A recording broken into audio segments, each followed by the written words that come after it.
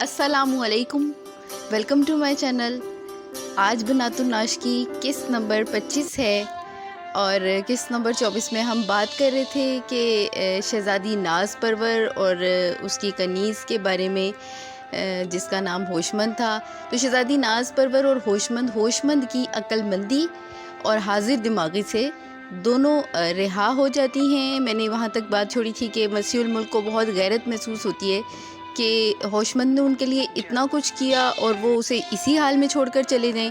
तो लिहाजा अभी वो ये सोच ही रहे होते हैं कि वो उसे रिहा करवा कर साथ ले जाएंगे। तो इतनी देर में देखते हैं कि होशमंद एक कनीज़ के साथ ना अपने इधर शहज़ादी नाज़ परवर के घर आ जाती है। तो शहज़ादी नाज़ परवर उसे देखकर बहुत खुश होती हैं। वो कहती हैं कि भाई हम तो किसी कासिद वगैरह का बारे में सोच रहे थे कि वो आएगा, तो तुम कैसे आ गई? उसने कहा मुझे मेरे मालिक ने आज़ाद कर दिया है। तो फिर मुख्तसरन उसने ये कहा कि भाई मुझे उन लोगों ने ख़ुद इजाज़त खुशी से दे दी है कि तुम अपनी शहज़ादी के साथ ही तुम भी रिहा होकर चली जाओ। तो इस तरह ये दोनों रिहा हो गई और मसीहुल मुल्क ने होशमंद को अपनी बेटी बनाकर अपने साथ घर में रख लिया। तो यहाँ पर ये वाला किस्सा ख़त्म हुआ। डिप्टी नज़ीर अहमद ने ये नावल बहुत मेहनत से लिखा है और मैं आपको बताती चलूँ कि इसमें इतनी ज़्यादा मालूमात हैं और मैं देख रही हूँ कि इसे आप लोगों ने अब ज़रा सा देखना शुरू किया है। ये बहुत अच्छा नावल है, इससे ज़रा तवज्जो दीजिए, इसे आप शुरू से पढ़ें अच्छे तरीके से। चैनल को कोई सब्सक्राइब करे ना करे, लाइक करें या ना करें ये आपकी मर्ज़ी है, लेकिन नावल जो है उसे ज़रूर पढ़ें, अच्छे तरीके से पढ़ें। तो अब आगे जो है ना ये किस्सा वापस अपनी जगह पे आ गया, यानी कि उस्तानी जी और हुसन आरा की गुफ्तगू शुरू हो गई है। हुसन आरा, अरब में तो लोग हज करने जाते हैं, इससे मालूम होता है कि वहाँ दीनदारी का चर्चा ज़्यादा है। फिर बदुओं ने इन बेचारों को नाहक क्यों लूटा और पराई बहू बेटियों को पकड़कर किस साल लौंडी बनाया? उस्तानी जी, कुलसूम तुमने अरब का जुग्राफिया, अरब की तारीख बहुत कुछ पढ़ी है, वहाँ कुछ हाल हुसन आरा को सुनाओ। अरब का जुग्राफिया और बदुओं के हालात, ये हेडिंग है नेक्स्ट। तो कुलसूम, अरब एक वीरान मुल्क है। उसका नक्शा देखने से मालूम होता है कि आबादी बहुत कम है। सदहा कोस के रेगिस्तान पड़े हैं जिनमें ना पानी है, ना दरख्त, ना गाँव, ना बस्ती। अगर अरब में मक्का मदीना ना होता तो कोई अरब की तरफ मुँह भी ना करता। और मुल्कों में जो लोग जाते हैं तो आखिर किसी गर्ज से जाते हैं। कहीं गले की अफराद, कहीं मेवे की कसरत, कहीं जवाहरात पैदा होते हैं। गर्ज कोई ना कोई चीज़ नायाब या कसरत से उस मुल्क में ज़रूर होती है जिसकी ज़रूरत लोगों को खींच लाती है। सो अरब में सिर्फ खुदा का नाम है, गला ना मेवा ना जवाहरात, कुछ भी नहीं। महमूदा, क्यों? अरब के ऊँट, अरब के घोड़े तमाम जहां में नामी है। ऊँट तो भला खैर हिंदुस्तान में बीकानेर की तरफ और अफ्रीका के मुल्क में भी होता है, मगर घोड़े जैसे अरब में उम्दा और बेशकीमत होते हैं, किसी और मुल्क में नहीं होते। कुलसूम, आपने दुरुस्त कहा, अरब में घोड़े बहुत नफीस होते हैं, मगर घोड़ा ऐसी आम ज़रूरत की चीज़ नहीं। अरब में तिजारत के लिए लोग बहुत कम जाते हैं।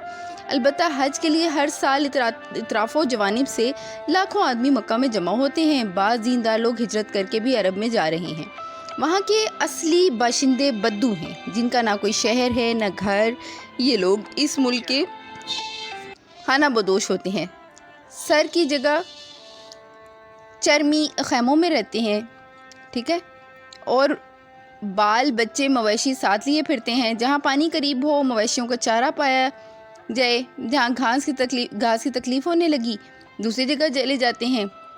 मतलब जहाँ इन्हें सहूलत होती है वहाँ पे ये अपना डेरा डाल लेते हैं, खाना बदोश होते हैं। तो जो ही उस जगह पे कोई तकलीफ़ आती है तो दूसरी जगह चले जाते हैं। लूट खसूट इन लोगों का मौरूसी पेशा है। हर साल हज के दिनों में 2-4 कमज़ोर काफ़िले लूट रखते हैं। आम जोग्राफिया मुख्तसर। हुसन आरा, क्यों बुआ कुलसूम, ये सब हाल तुमने किस किताब में पढ़ा? कुलसूम, जिन किताबों में शहर और मुल्कों का हाल लिखा होता है ना, उनको इल्म जुग्राफिया की किताबें कहते हैं। इस इल्म में बहुत सी किताबें हैं, मगर जामे जहां नुमा बहुत अच्छी किताब है जुग्राफिया की। हुसन आरा, क्या तमाम रुए ज़मीन के शहरों और मुल्कों का हाल उसमें है? कुलसूम, बेशक तमाम रुए ज़मीन की मुख्तसर कैफियत इस किताब के पढ़ने से बाखूबी मालूम हो जाती है, मगर एशिया और ख़ास कर हिंदुस्तान का हाल तो नहायत तफसील से लिखा है। हुसन आरा, एशिया, अफ्रीका, ये नए नए लफ्ज़ सुनने में आते हैं, इनका मतलब मैं नहीं समझ सकती। محمودہ، میں آپ کو بتا دوں جس طرح مکان میں ہر ایک حصے کا نام رکھ لیتے ہیں نا، غسل خانہ، آبدار خانہ، باورچی خانہ، توشے خانہ، بالا خانہ، صحن غلام گردش، سایہ بان، استبل خانہ، باغ پائیں، باغ شے نشیں، دالان، کوٹری وغیرہ، اسی طرح زمین کے حصوں کے نام رکھ لیے جاتے ہیں۔ جو حصہ سمندر کے پانی میں ڈوبا ہوا ہے اس کو تری یا بر اعظم کہتے ہیں، اور جو پانی سے کھلا ہے اس کو خشکی یا بر اعظم کہتے ہیں۔ بحر اعظم کے بھی ٹکڑے کر لیے ہیں، لال سمندر، کالا سمندر، ہند کا سمندر، جنوبی سمندر، انہی ٹکڑوں کے نام ہیں۔ خشکی کے دو بڑے حصے ہیں، بڑا پرانی دنیا اور چھوٹا نئی دنیا۔ حسن آرا، نئی پرانی دنیا ہے، یہ کیا ہے؟ محمودہ، دنیا کا حال پہلے کسی کو معلوم نہ تھا، اب کوئی 400 برس سے معلوم ہوا ہے کہ یہاں ایک نئی بستی موجود ہے۔ اس نئی دنیا یا نئی بستی کو امریکہ کہتے ہیں۔ اس کے دو ٹکڑے ہیں، شمالی امریکہ اور جنوبی امریکہ۔ ہم لوگ پرانی دنیا میں رہتے ہیں۔ اس کے 3 ٹکڑے ہیں، ایشیا، یورپ، افریقہ۔ ایشیا میں ہندوستان، چین، افغانستان، عرب، ایران، توران وغیرہ ہیں۔ یورپ انگریزوں کا ملک ہے اور افریقہ حبشیوں کا۔ مجمل حال تو یہ ہے، اور مفصل سے کتابیں بھری پڑی ہیں، یعنی میں نے تمہیں مختصر بتا دیا ہے، تفصیل سے پڑھنا چاہو تو تمہیں اس کے لیے الگ الگ کتابیں پڑھنا پڑیں گی۔ اگر اب نقشہ دیکھیں تو آپ کو خوب سمجھ آ جائے گا۔ حاجرہ ذرا وہ کتاب تو دو جس میں نقشے ہیں۔ محمودہ نے حاجرہ سے کتاب لے کر پہلے کرۂ زمین کا نقشہ حسن آرا کے روبرو پھیلا دیا اور کہا کہ دیکھو یہ تمام زمین کی تصویریں ہیں۔ کرۂ زمین کا نقشہ معاحالات عامہ، یہ میرا اگلا ٹاپک ہوگا۔ یہاں پر میں آج کی کیس نمبر 25 ختم کر رہی ہوں۔ انشاءاللہ تعالیٰ کیس نمبر 26 کے ساتھ میں دوبارہ حاضر ہوں گی۔ تو عرب کے حالات آپ بہت دھیان سے پڑھیے گا، تاکہ اس میں بہت ساری معلومات ہیں۔ اچھی بات ہے کہ آپ تک یہ معلومات پہنچ جائیں۔ اللہ حافظ۔